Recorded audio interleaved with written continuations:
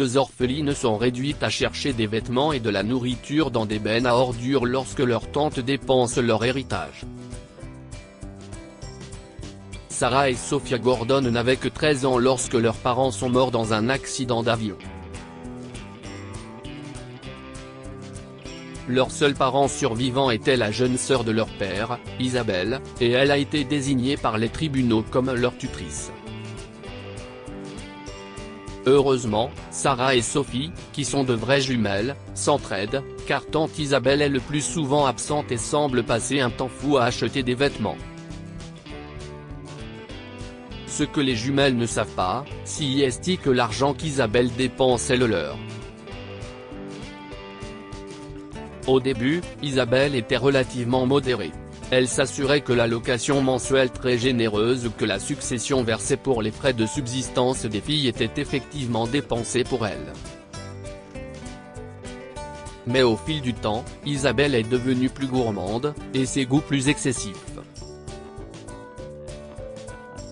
Elle dépensait de moins en moins d'argent pour faire les courses, et pour acheter des vêtements aux deux filles en pleine croissance, c'était peine perdue. Un matin, alors qu'elle se prépare pour la rentrée des classes après les vacances d'été, Sophie se plaint, « Sarah, mes jeans ne me vont pas et mes pulls sont trop courts. »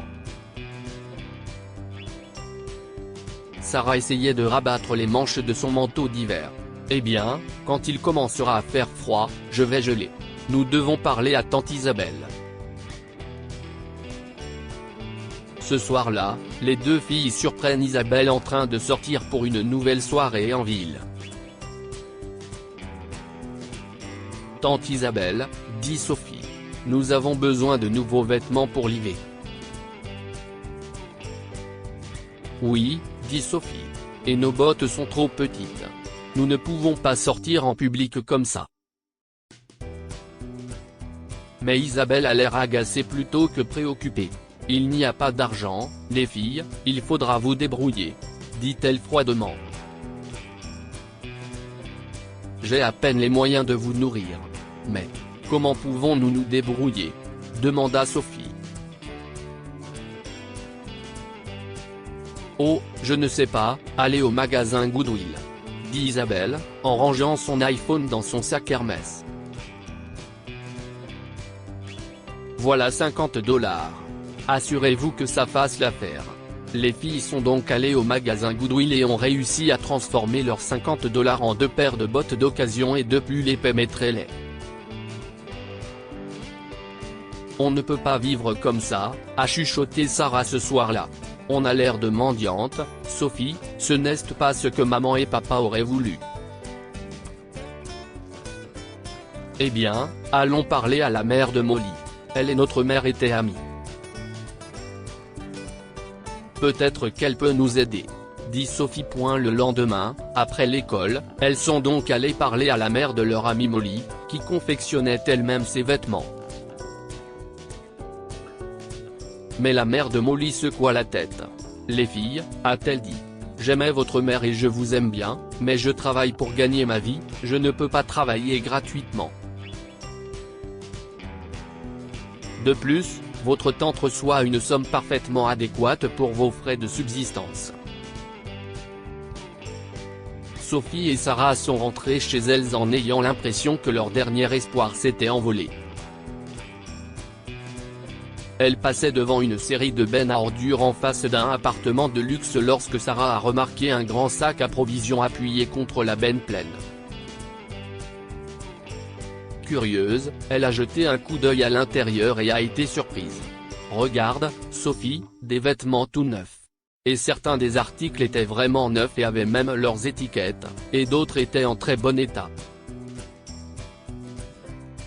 À partir de ce moment-là, Sophie et Sarah ont souvent fouillé dans les bennes à ordures du quartier à la recherche de vêtements qu'elles pourraient utiliser. Elles étaient maintenant habillées chaudement, mais au fil du temps, Isabelle a cessé de faire les courses. Les filles mangeaient à l'école, mais elles mouraient de faim à la maison. Un après-midi, Sophie cherchait des vêtements dans une benne à ordures et a trouvé un Happy Meal intact. À partir de ce moment-là, les filles ont commencé à fouiller dans les bennes à ordures à l'extérieur des restaurants locaux. Le père et la mère de Sophie et Sarah auraient eu le cœur brisé de voir leur précieuse fille vivre de restes et porter des vêtements de seconde main, mais Isabelle s'en fichait. Elle s'était découvert un nouveau passe-temps, les jeux d'argent, et était en train de piocher dans l'argent des études des filles. Il ne semblait y avoir aucun espoir à l'horizon jusqu'à ce que Sophie trouve un joli manteau vintage devant un vieux manoir victorien. Elle l'a rapporté à sa sœur qui l'a essayé. « Waouh », dit Sarah, en mettant ses mains dans les poches du manteau, « si est-il vraiment cool ». Puis elle a sorti sa main. Elle tenait ce qui ressemblait à un très vieux flacon de parfum en verre bleu saphir.